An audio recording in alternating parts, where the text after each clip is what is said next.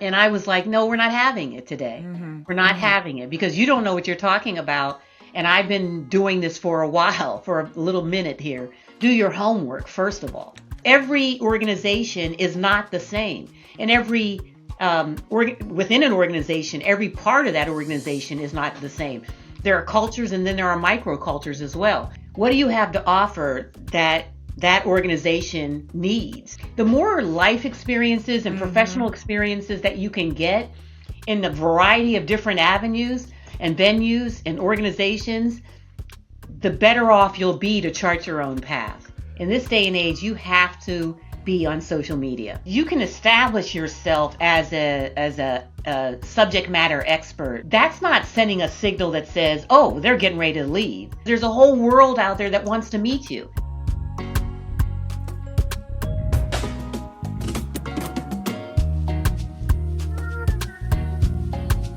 Hey everyone, welcome to the Coffee No Cream podcast. My name is Erin Braxton, and I am the host of Coffee No Cream. Here on Coffee No Cream, we are unapologetically dedicated to Black women, and we share what I like to call Coffee No Cream moments, those things that happen to us Black women in business and in life just because we are Black women. Today, we have a really, really nice treat. We have former Chief DE&I Officer Celeste Warren. She was the chief DE&I officer for Merck, a huge pharmaceutical company, for 10 years. She worked with Merck for 28. And Celeste just brought tons of information and expertise and knowledge and tips on how to navigate if you want to stay in corporate America. But we also talked about how she left corporate and she's doing her own thing. Now, I didn't want to interrupt the flow of the conversation. Celeste and I talked really, really well, and I wanted to keep it moving. But I do want to outline 4 buckets that we talked about over the course of the interview. And if you want to jump to the chapters, you can do that by clicking the links in the description.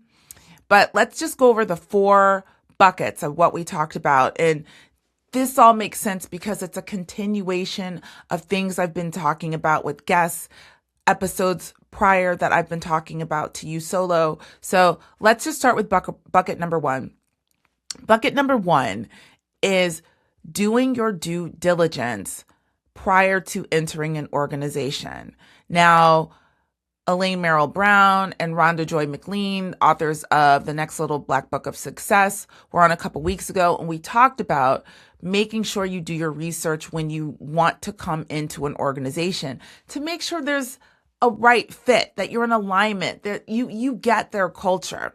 We didn't go into too much detail on that, but Celeste and I did. She really is going to share with you exactly how to do that research, how to look at the board of directors, how to look at what they're doing with philanthropic activities, how to talk to employees, how to get at people when you don't have a direct line into someone. So we talk about how to really research organizations. Super duper important. Bucket number 2, we talked about strategic networking. Now, I talked about this last week when I was talking about how to put yourself out there, perhaps on LinkedIn or in other avenues and venues when you have a job without screaming, I'm looking for another job. Okay. Celeste and I go over that. We talked about the importance of networking when I talked to Rhonda and Elaine a couple weeks ago. So there are ways to do that. Now, Celeste worked for Merck for 28 years, but she's also stepped out and she's doing her own thing. And there's a way that she prepared herself to do that. So great part of the conversation. Have a listen. 3rd bucket, we talked about interviewing. This is something that we haven't talked a lot about on the podcast. Interviews are so key. Not just being asked questions, but asking questions. When you do the research and you've done your due diligence, how do you come in and show that you are the right person for this job? How do you use the interview to continue your research to make sure that you really want to work here? All right. To make sure that the vibe is right, the culture is right, you're in alignment with these people. Or if everything you've learned is maybe some bullshit and this is not the way to go. Okay. And finally, the fourth bucket that we talked about, and it's a continuation of what I said last week. Value. What is the value that you bring to the organization? All right. It's not just about, I can do this, I can do this, I can do this. It's you bring value to an organization. When you come on board, you need to be able to articulate that. You need to be able to talk about that. You need to be able to sell that to whomever you're looking to employ you. Okay. So again, I think the whole interview is worth a watch, but those are the four things that we're going to go over that are the most important if I'm going to categorize it. Super on point with what we've been talking about over the past few weeks.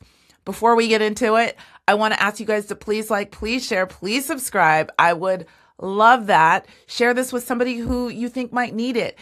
Leave me a comment. You know I love comments and I interact with you guys in the comments. I love it. Also, we have a Facebook group. The link is below in the description box. It's also in the show notes if you're listening on Spotify. We have a free educational resource tool or database where we have almost 2,000 free courses, coffeenocream.com/free. I think that's it. That's all the housekeeping. So with that said, let's get into the episode. So hello, Celeste. How are you today? I am doing well. It's good to be with you, Erin. I know. It's good to have you. So I just want to give you a moment to let everybody know who you are, what it is you do, a little bit about your background, and then we're going to jump right into your coffee, no cream moment. Absolutely. Well, the name is Celeste Warren, and I spent, I'm going to tell, a better part of 4 decades in corporations, and just recently retired last year and started my own consulting firm. So the last 10 years that I was with an organization, global organization, Merck, I was the Chief Diversity and Inclusion Officer and led the Center of Excellence for Diversity and Inclusion globally. And so I did that and I found my calling, if you were. And so retired and said, I want to continue to do this work. And I laughed with someone when they said, well, why are you leaving? Why are you leaving now?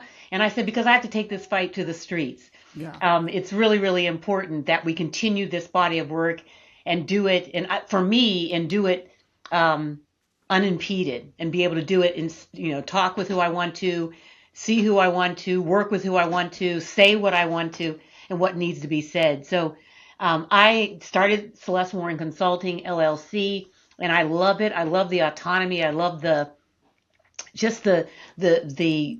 spirit of entrepreneurship, as you know. It's just it's so enlightening. It's so liberating, and I just love the work. And that's a little bit about what I do now. I grew up in a small steel mill town in western Pennsylvania, and daughter of a teacher and a principal.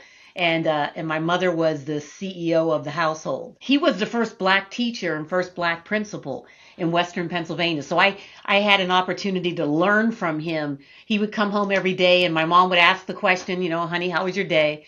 And he would talk about the obstacles and the barriers during dinner with me and my siblings that he faced that day, being the first and the only.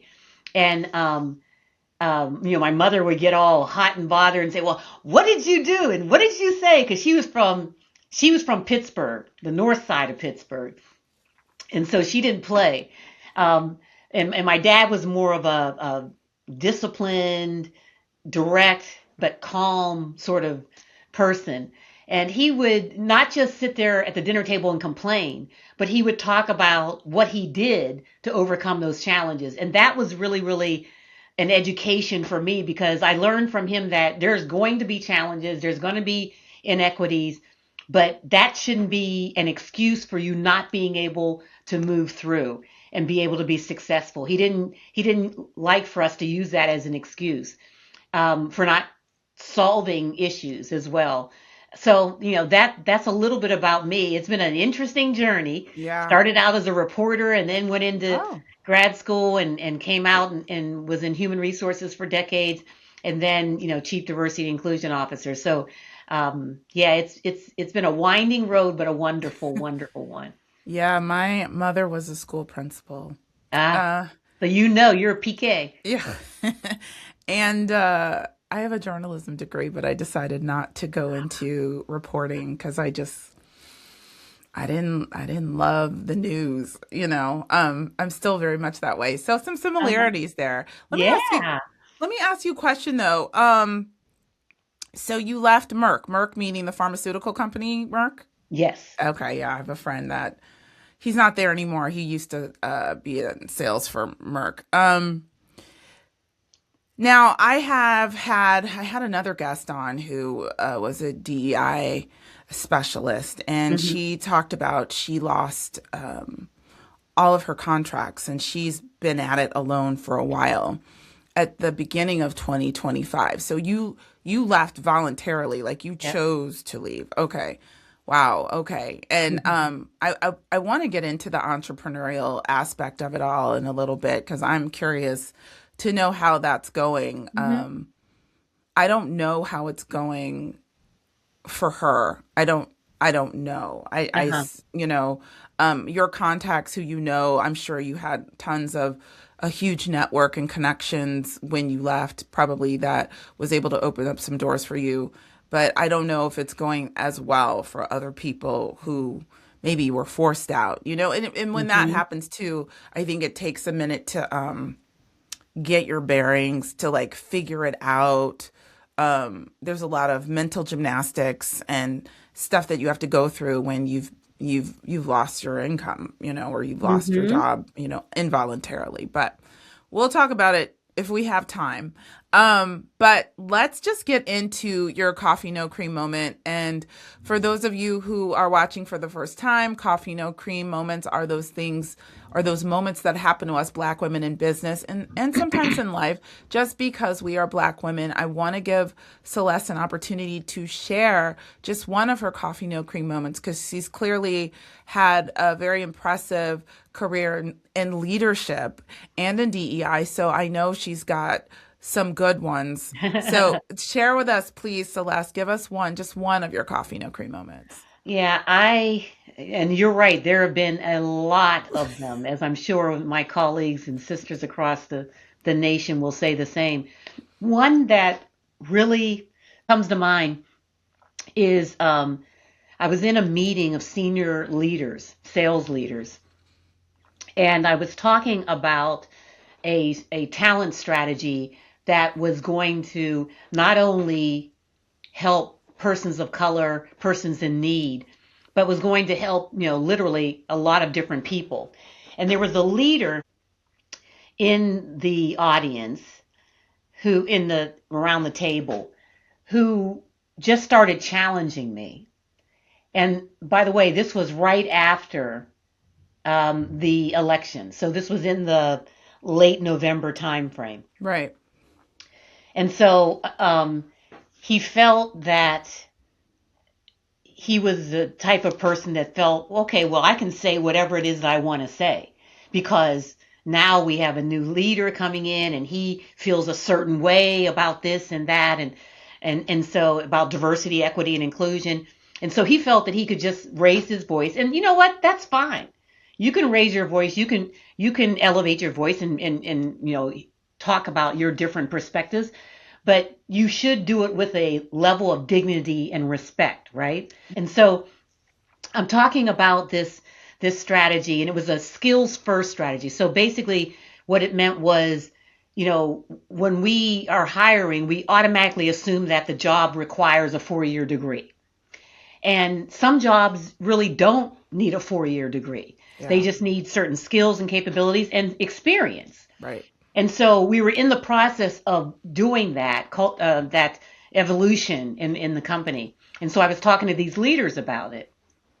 And he went there, Erin. He went there and he started talking about how, well, this just seems like we're lowering the standard and we're doing this just because we want to hire diverse people and we're lowering the standard by saying you don't need a degree. And so I let him go on for a little bit, and then I just said, well, why do you feel that way? Why do you feel that we're lowering the standard? Because We've done analysis over some jobs, not all of them. There are scientists in different roles that you Sure. do need to have your credentials, but there are certain roles that we've done the analysis, painstaking analysis. We have analyzed the roles. We've looked at it. We've looked at what other companies are doing.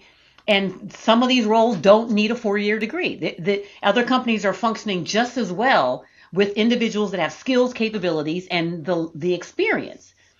Well, he didn't stop there. He just kept saying, well, I just think that, who we are, because of who we are, we need to make sure that they have a 4-year degree.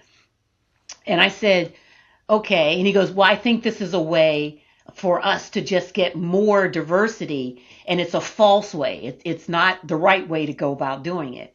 And I said, well, let me stop you there. Because number one, if we don't open up our recruiting and diversity sourcing to that labor market, that part of the labor market that don't have 4-year degrees, we are cutting off some remarkable talent in the marketplace.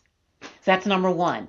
And number two, when you look at the demographics of those people that don't have 4-year degrees, almost 60%, over 60% are white males.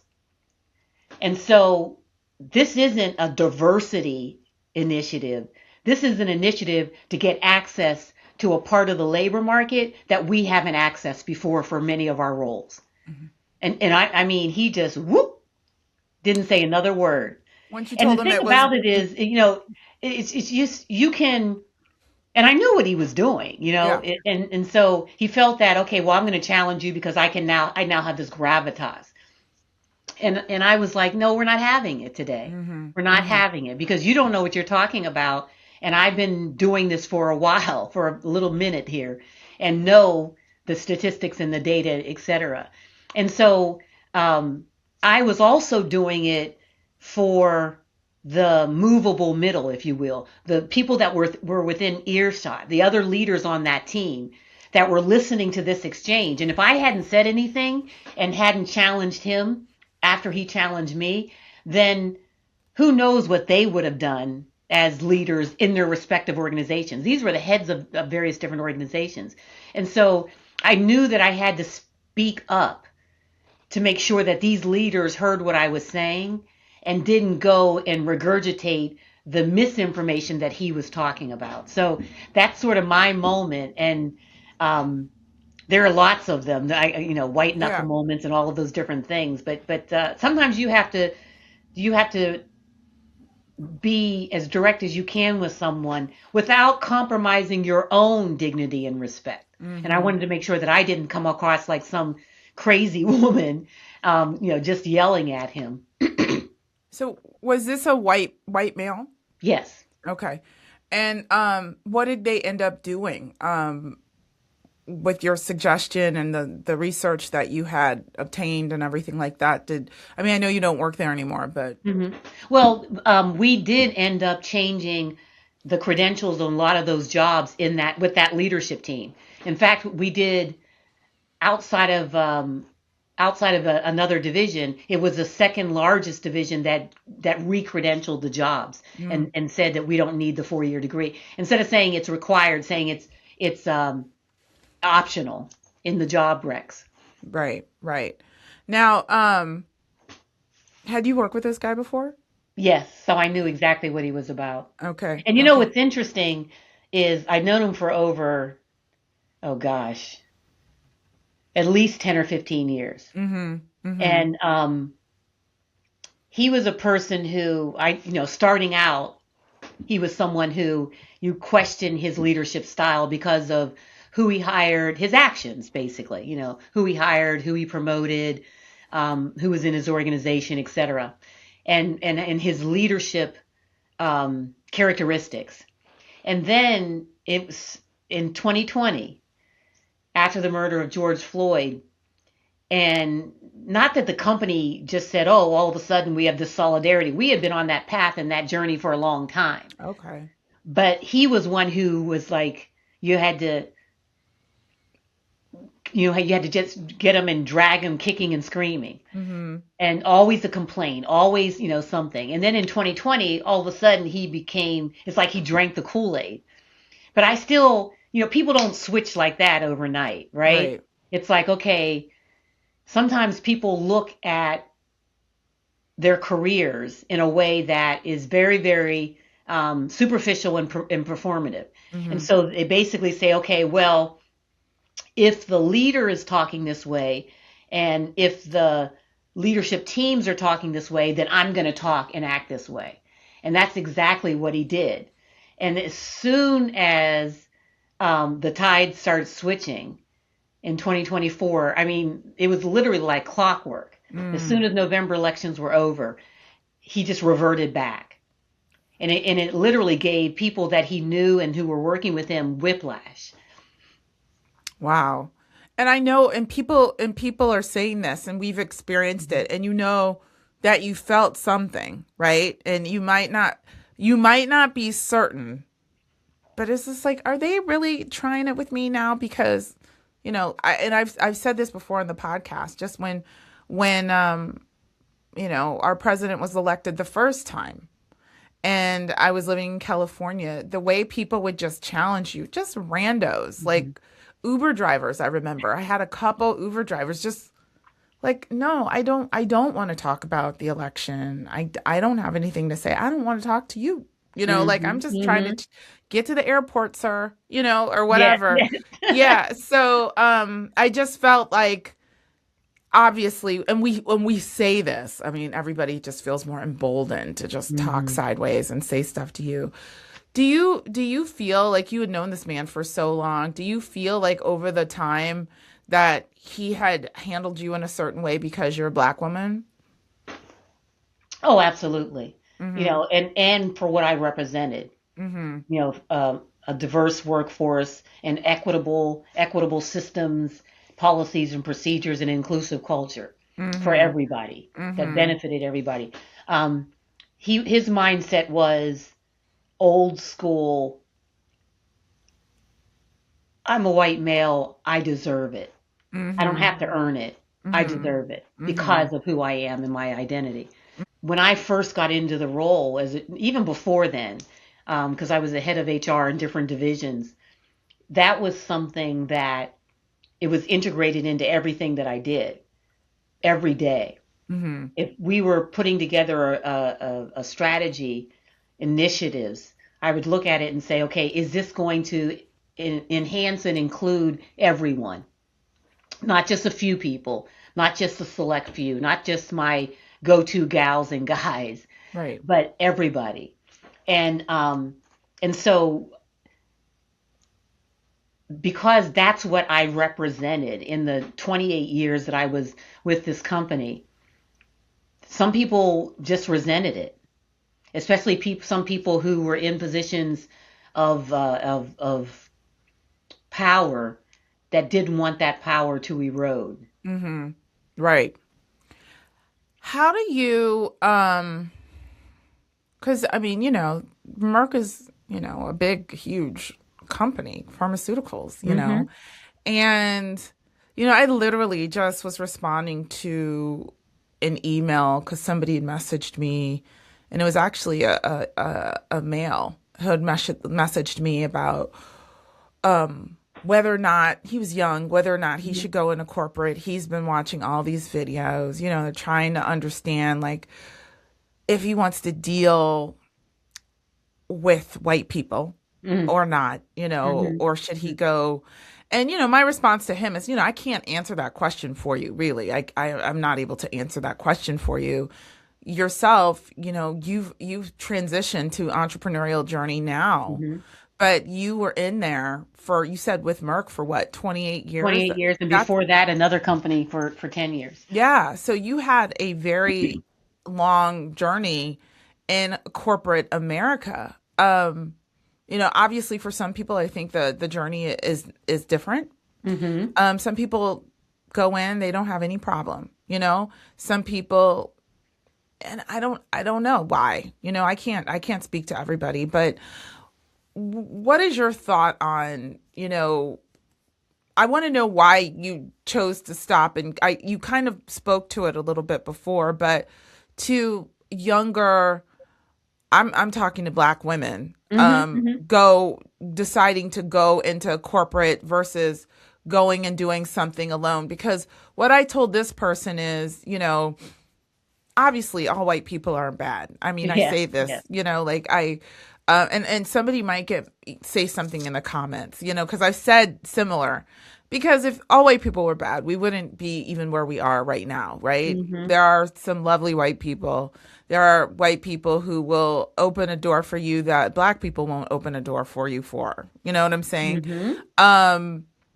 And just help you out, mentor you, all the things. So everybody has a different experience. Yeah. I told this person, I said, nothing's set in stone. I'm not going to tell you not to go, right? Go get the experience, learn all you can, right? And if it doesn't work out, move around. You know what I'm saying? Take advantage of the retirement. Take advantage of, the medical care and all of the things, But what would you say to younger Black women about whether or not they should decide to go into corporate or not? I mean, because there's a lot of talk out there, and I'm not here to say yes or no. I'm just curious as somebody who's been in it for so many years. Yeah. So what I would say, what I have said to young, especially young women, young Black women, is do your homework, first of all. And look into organizations to find out what they're about. Don't just do the superficial stuff. Go on their website, look at who represents them, read the articles, go into their financials, go into their philanthropic activities, go into their ESG activities, go into their diversity and inclusion activities. Find out about the organization you're going to be going into. Find out some people who have been in that organization, either currently or in the past. Talk to them, but do your homework, because every organization is not the same. And every within an organization, every part of that organization is not the same. There are cultures, and then there are microcultures as well. Right. The thing that you need to ready yourself with is, what do you have to offer? What do you have to offer that organization needs?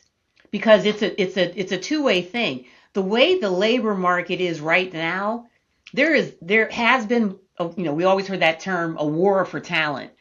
But no more is that very, very alive than right now. Because this Generation Z and the Generation Alpha after them, they have choices. When we were in school, when we were young coming up, it was, you got to go to college. In my household, being a PK, it wasn't, are you going to go to college? It was, what college are you going to go to? Right, not an option. It wasn't an option. And then it was, okay, well, what are you going to do to progress your career? And there wasn't a lot of options for us back then, because if you didn't go to school, then you were at home and you were doing this or doing that. You couldn't even be a teacher. Back then. And so now this generation that's coming up, and that's already in the workforce to a large degree, but they have choices. They can say, okay, yeah, I like this company. I don't like that company. I'd rather go to that nonprofit. I like their ideals are aligned to what I'd like to do and what I believe in. Or I'm just going to go out on my own. I know, Carol is opening up her own firm. I'm going to go head over there and work for her. It's just a 3-person sort of outfit, but I'm going to learn a lot, etc. So they have choice. And oh, by the way, how many of us had ever heard of an influencer back in the day, right? We just didn't hear about a lot of these things. They just weren't prevalent. So they have choices. And so for corporations, global corporations, the war for talent is real. It's very, very real. And so, what I would tell young Black women is, know your value, know your worth, know what skills and capabilities and experience that you have that are going to add value to that organization. And then when you decide that, pick the right organization that's right for you for the time that you are in, and then go into that organization. And just like you said, Erin, if it's not working out, then you have choices. You can go to another organization, you can go out on your own, but experience is really, really important. The more life experiences and Mm-hmm. professional experiences that you can get in a variety of different avenues and venues and organizations, the better off you'll be to chart your own path in the future. Absolutely.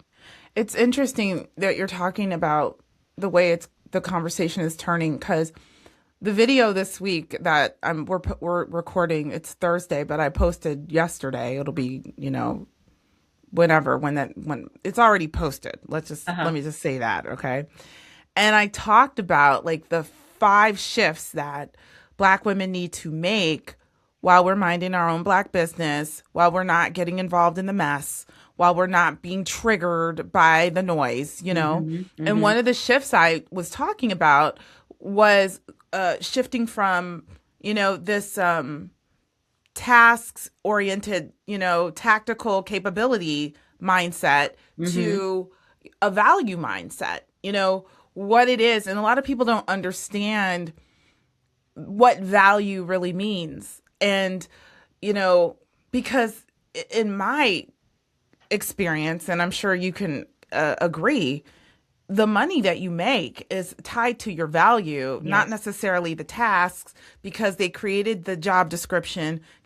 Came up with the tasks that you have to do in that job description without you in mind when it was Yes. created. So any number of people can do that. But if you learn how to communicate your value and what you really bring to the table and the transformation even that you can bring to an organization Mm-hmm. by your presence, that's the real key. And being able to articulate that Yes. to any employer, right? To even if you're going at it alone, you have to be able to articulate what it is you can do. So even as an influencer, I mean, Mm-hmm. people, I think part of the success, or my short success with this podcast, is the fact that I've been able to niche down, and bring real value to a core audience. People need to be able to talk that easily about what it is that they can do, instead of, oh, I did this and I did this. It doesn't matter in the real world to anybody who was outside of that organization, who wasn't Yes. inside of that organization.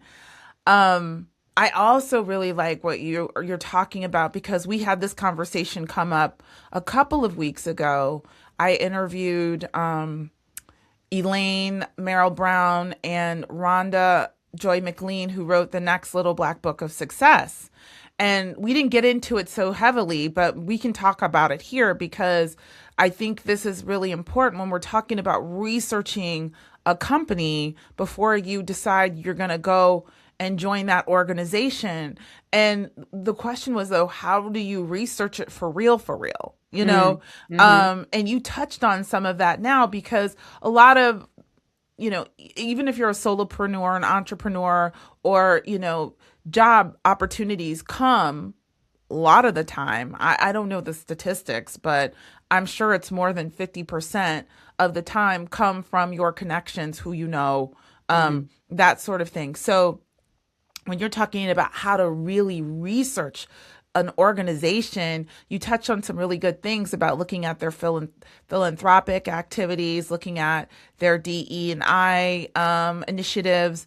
All of those things are really good. I just wanted to maybe go into that a little bit Mm-hmm. more, because I wanted this to be like really helpful to somebody, because, Yeah. everybody's not going to be an entrepreneur, at least not in the beginning. Yeah. You, Yeah. you got to start somewhere. And Mm-hmm. maybe when you're 21 coming out of college, you need that experience. Like you're talking about, you can learn a lot by going Mm-hmm. to work for these organizations. But tell us, more about how to find that organization that you feel like is a cultural fit. Yeah. So one of the things that we talk about, looking at the board of directors. So you, and all this information is online. Looking at their Okay. board of directors. What do they look like? do you see anyone that looks like you? Mm.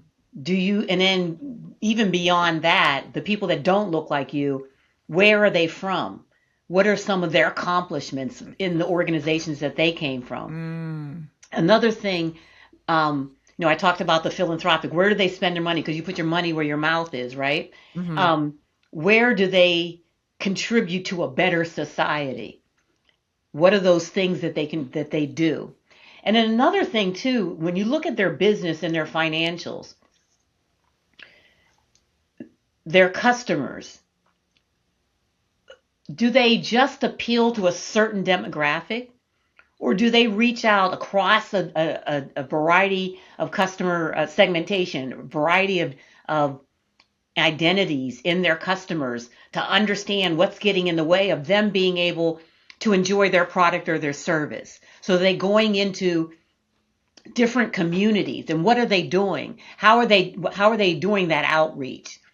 Or just a few things too, because so it's not just the ESG and philanthropic, but in their business, how do they fundamentally look at their customer base?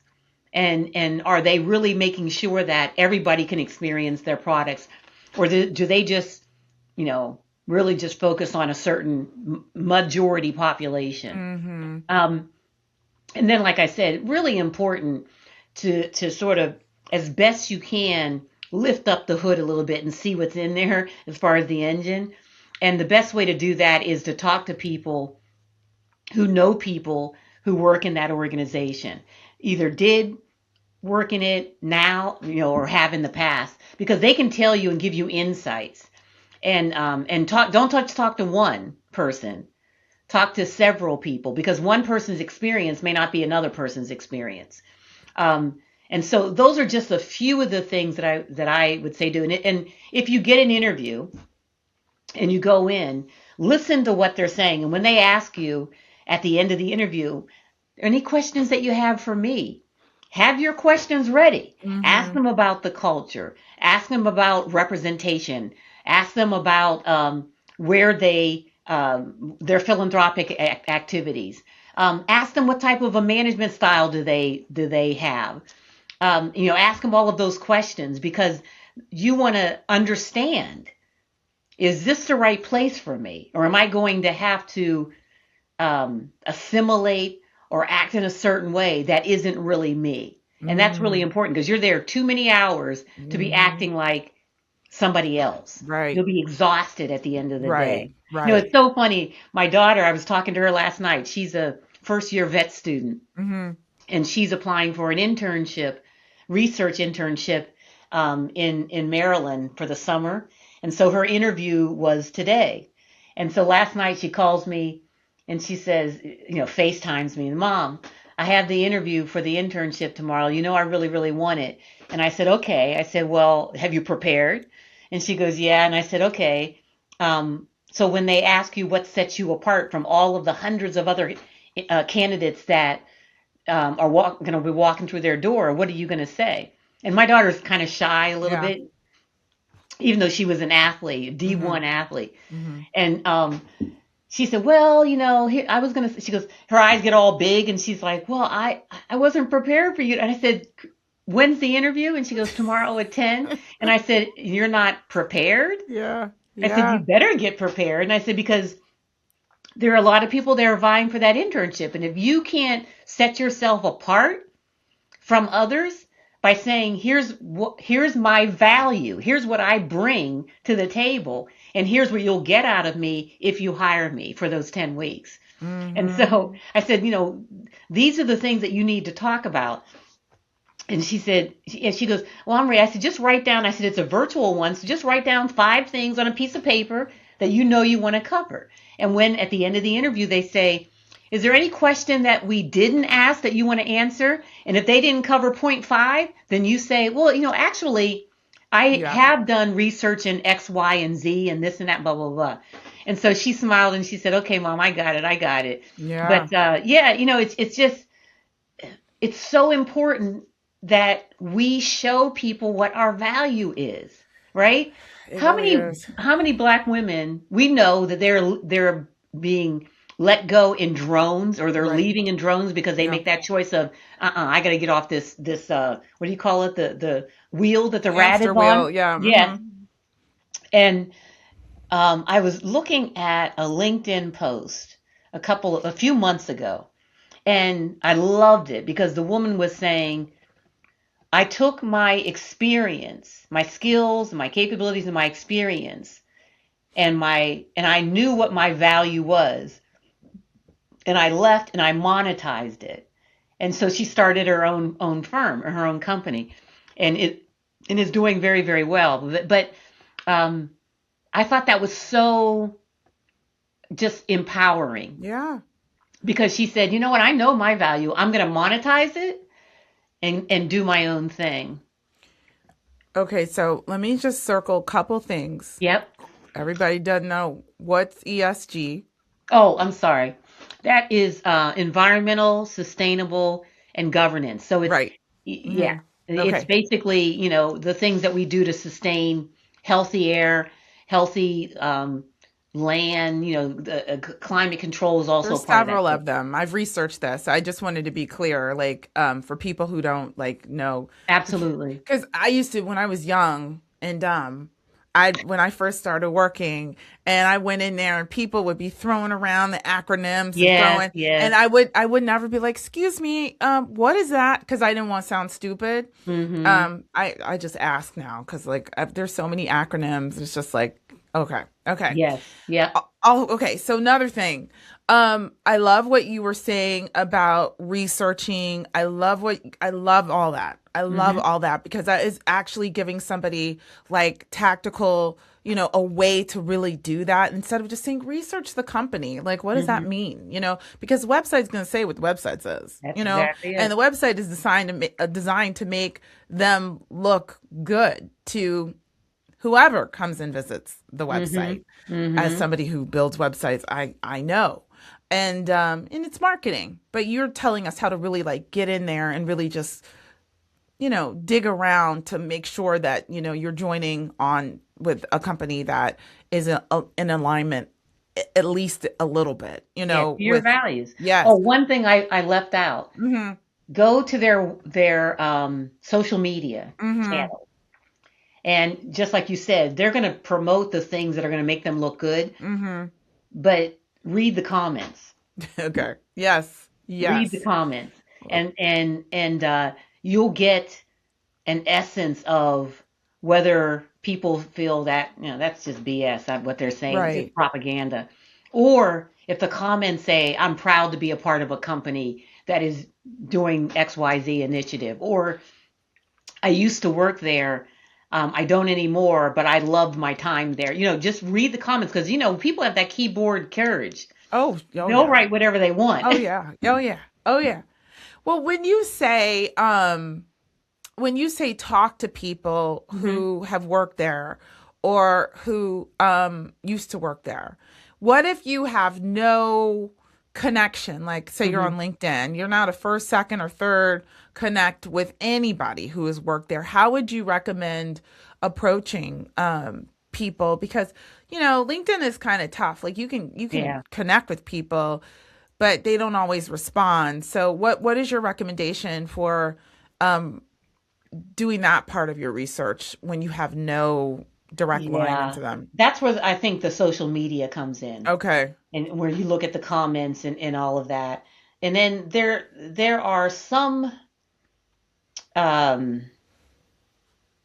reading the press, reading articles about the company, the organization, about people in the organization, because the media is the media. Sometimes they're for a company, sometimes they're not for a company.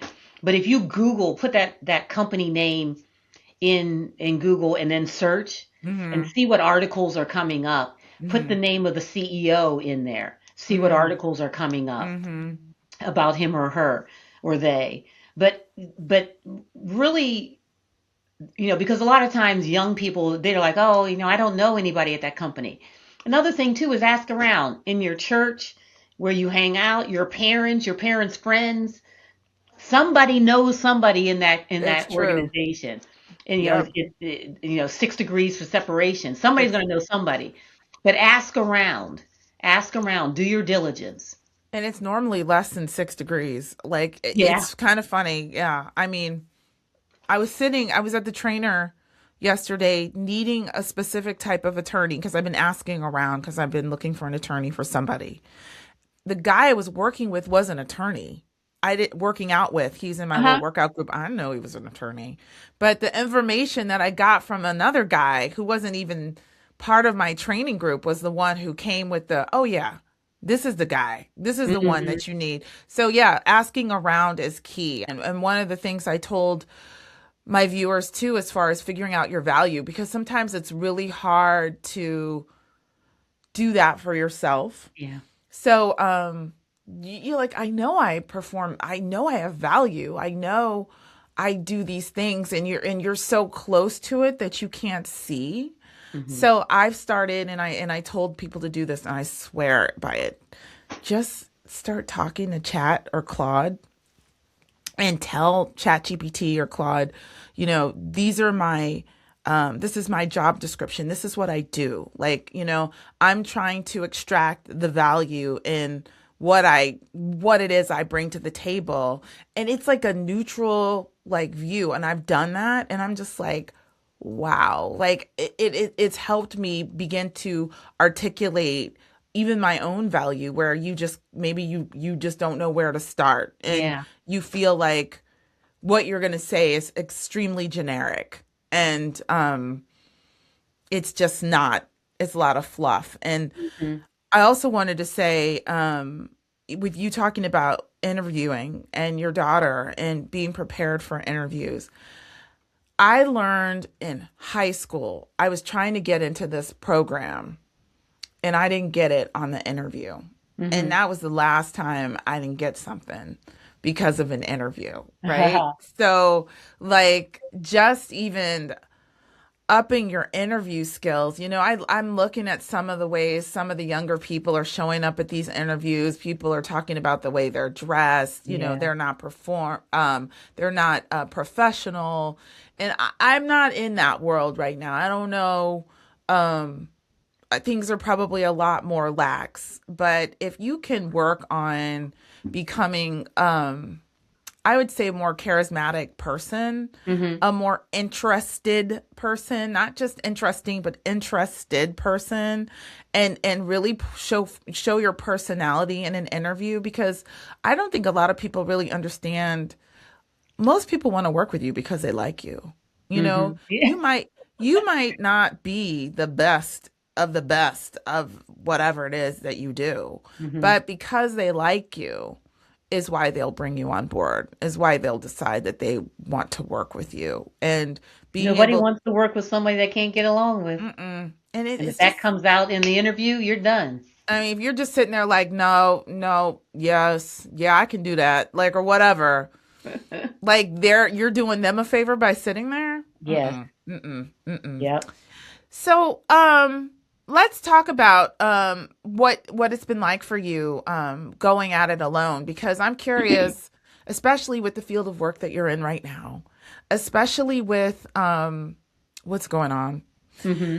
How has it been for you? How's it going? And really, how are you finding it to find clients? And who do you service and all of that? Yeah. So I work with not just corporations and companies, but universities, Mm-hmm. nonprofits, and high schools as well. So I have a nonprofit myself. My son and my daughter and I called Destination STEM, and it's basically to try to get students of color and students in need interested in STEM related fields, because all these years of working in pharma and in healthcare, you saw the lack of representation in a lot of the STEM fields, Mm-hmm. and so we created this 5 years ago. But um, so between the nonprofit, talking to high school students, talking with college students, and also on the consulting side, going into universities and I'm talking right now with a couple of universities doing leadership series with them. They're getting ready to graduate. They're PhD candidates and then master's candidates. They're getting ready to graduate and go out into the real world. And I'm talking about not just it's not a theme of assimilating. It's a theme of you need to make sure that you are bringing your authentic self again and your value into the Mm-hmm. workplace Mm-hmm. and all of that. And so what I like about what I'm doing now is I work with people and organizations that are aligned with my values. And if I want to work with an organization, I will. If I don't want to work with an organization, I won't.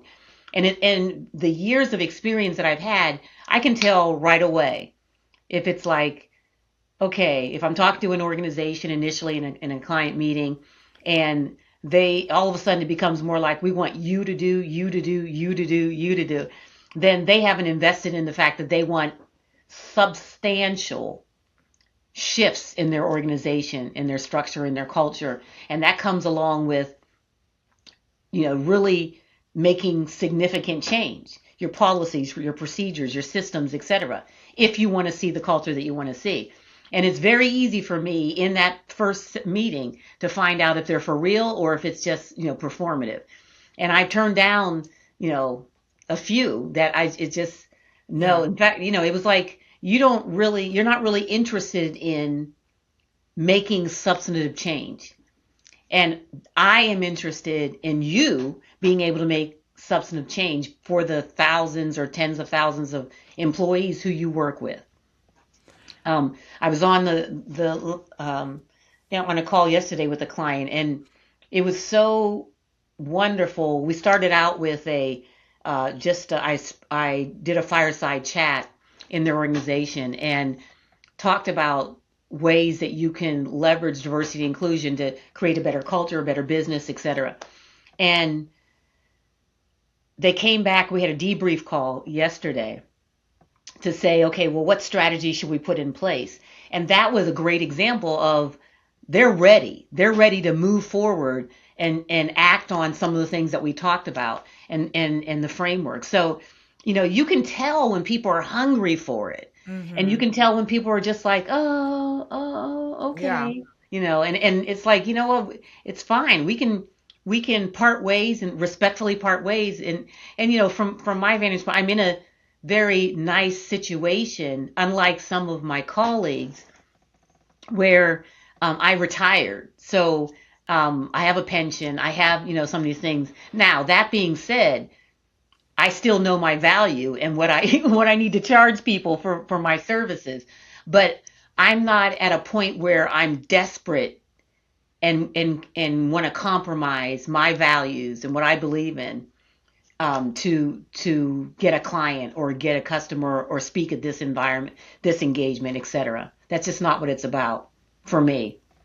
So how does one go? Because you clearly, you've got it. You've got the background to back it up, right? Hmm. And you're going from working in a corporation to doing your own thing. That jump, that transition for a lot of people is unfathomable because they're just like, and you've only been doing it for a short time and Yeah. you're doing it. You've got clients. How do you recommend people get, past that hurdle of I'm collecting a paycheck to okay, I'm looking for opportunity to bring my value to an organization. Hmm. I think this is a big concern for people who know they can bring something else to their own thing, another organization, something, but they just don't know how to go about it. Did you lean into your network to do this? Did you how did you make that transition? Well, first of all, you can't go into it, one day say, oh, I'm going to retire and then start my own business and then Right. do that, even within the same year. I started my exit strategy about 4 years ago Mm-hmm. and started really saying, okay, first of all, what's my purpose? What do I want my next chapter to be? Do I just want to lay around in the house and do a little bit of traveling, hang out with friends? for me, yeah, that's nice, but I felt that I had a purpose where I was being led. And so 4 years ago, I said, okay, what is my purpose? Is it what I'm doing now in diversity, equity, inclusion? And the answer was yes. Okay, well, now then, what does my next chapter look like? And, I put the LLC together 3 years ago. Mm-hmm. I started thinking about, okay, um, net now I need to adjust my networking because I was out there, I was talking, speaking externally, and all of these different things, but I changed the relationships that I had with some of our external partners and colleagues to it not just being about Merck, but being about Celeste and her values and her purpose. And so the conversations that I had with some of my colleagues that were out in the outside of the organization was, I'm doing this, I'm thinking about doing this, within the organization. Is this something you might be interested in? And then also another thing too was, remember, I had my own experience, and so I had talked with literally hundreds and hundreds of consultants that had been knocking on my door, and I knew what I liked and I knew what I didn't like. And so all of that played into my playbook, if you will. Mm-hmm. Mm-hmm. And then you're planning, and what does it say? We plan and God laughs. God laughs. Yeah. Mm-hmm. Well, um, I remember thinking in 2024, through the course of the election in the United States, thinking, okay, well, because I knew that 2025 was going to be my year that I retired. And I was like, okay, we're going into this election, um, and I had the scenario A and B. Scenario A, what if Kamala Harris wins?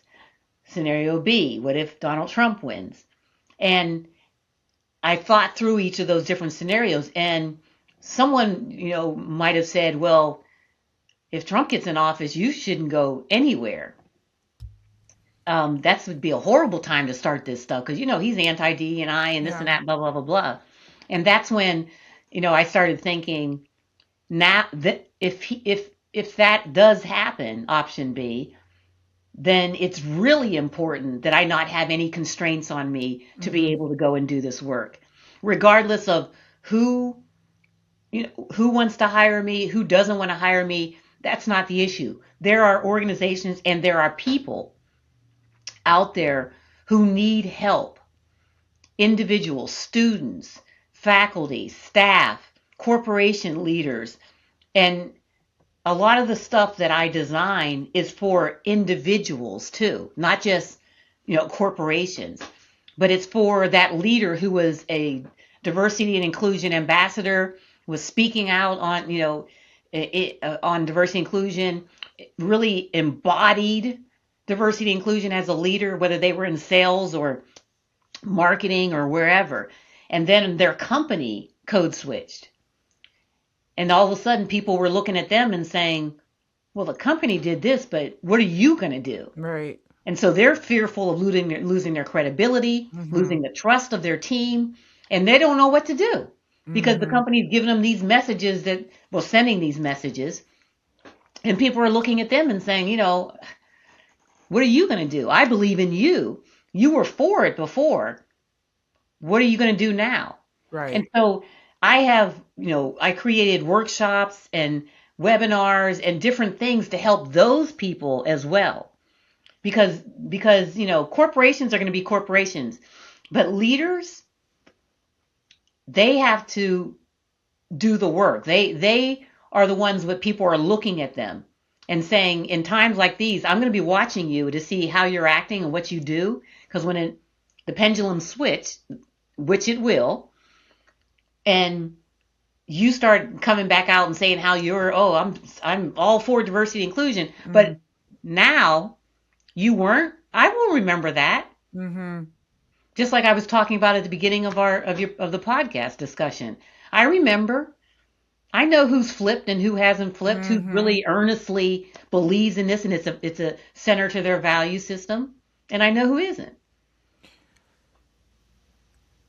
Did you create all of this curriculum, the webinars and things like that before you fully retired? Did you start creating those things? No, Okay. no. Okay. 'Cause yeah, I made sure that I waited Okay. until after I retired. And let me ask you, um, I had this, I brought this up in the episode that I recently posted about this whole networking and the network, and a lot of people who want to make the jump and move into their own thing, not feeling comfortable doing that Hmm. because if they're out on LinkedIn and they're talking about whatever they're talking about, then their employer is going to know they're looking for another position. And I'm like, it doesn't Yeah. matter, right? I'm not saying that doesn't matter, but similar to what you were doing, you were still in the DE and I space, but you were making those connections. Those connections can stay with you whether you stay with the company or go. So Hmm. what do you say to people who are holding back and who are staying silent, who are not preparing? Because my whole thing is something's coming. We've got to put ourselves in a place of preparation. You don't know what it's going to be. You don't know when Hmm. it's going to be, but you don't want to be out here in limbo with no connections, no network, Right, no right. nothing, having done nothing, right? So Hmm. what do you say to, and this will be my last question because I know we got to go, um, to Black women in particular who want to talk, who want to just get out there and start letting people know, hey, I'm here, I exist, I'm smart, I'm intelligent. And one of the ways to do that is social, is LinkedIn, but they're afraid to do that because they think they're going to lose a job, even though their company has a LinkedIn page and has a following and puts out articles and things like that. What do you say about that? You absolutely, in this day and age, you have to be on social media. You have to. You have to be on social media.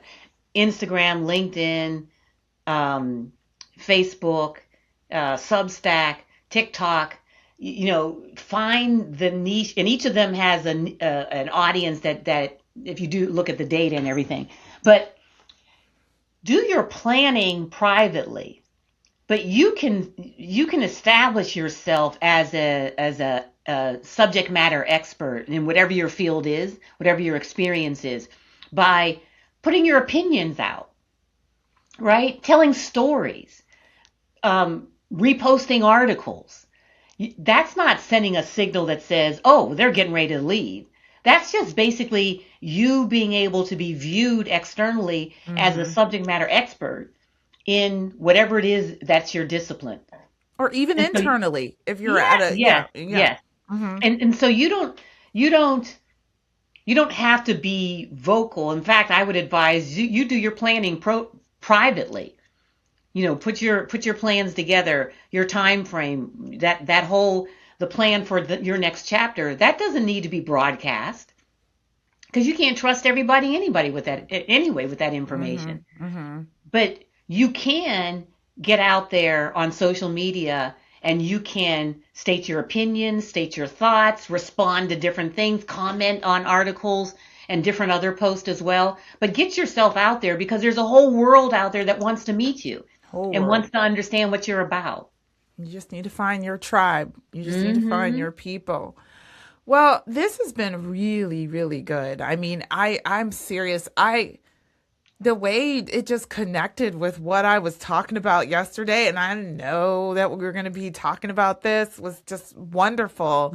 I mean, obviously, you have a lot of great information having gone from Merck for all those years to your own thing, and even just giving us some insight on how you were able to do that. Um, I guess let me see if I just have one more question. No, I think I'll leave it at that. I was going to ask you about, how you actually go after finding people who need, but you kind of you discussed that a bit when you talked about Hmm. just changing your relationship with the connections that you had.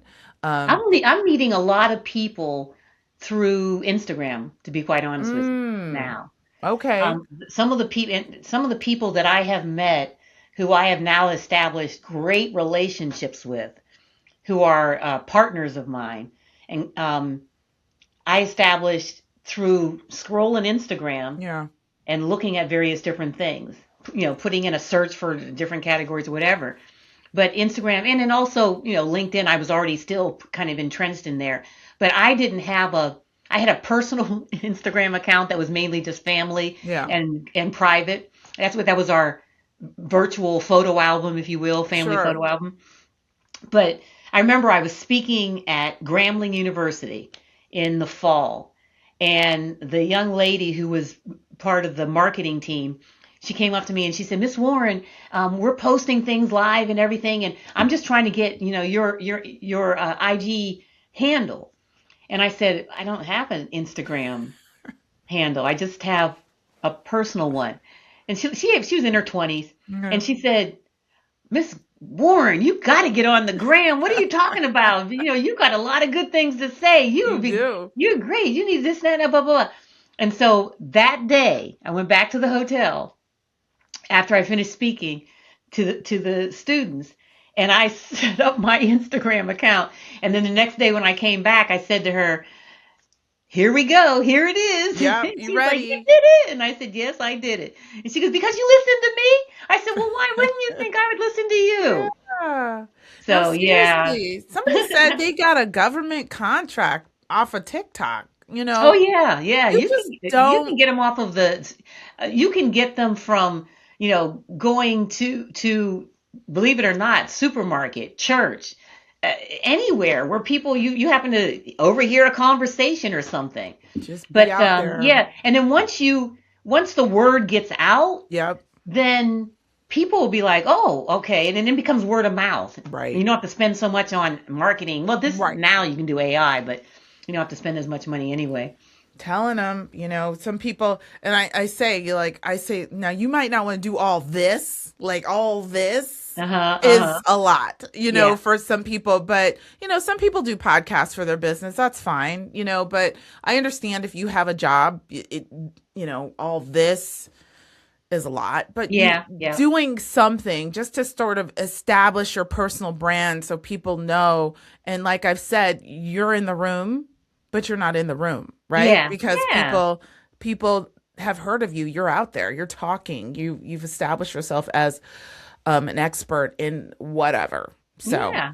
All you're doing is monetizing your value. absolutely. All right. Well, Celeste, it has been so great having you on. This has been a great conversation. I think it'll be super duper helpful for the viewers who just, they're still they're they want to.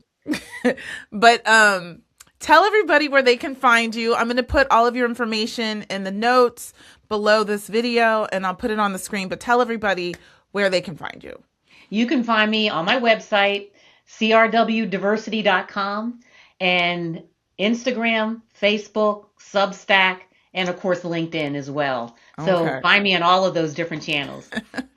Okay, Celeste. Well, thank you guys so much for joining us. Thank you, Celeste, for being here. And yeah, until the next time, guys, we'll see you then.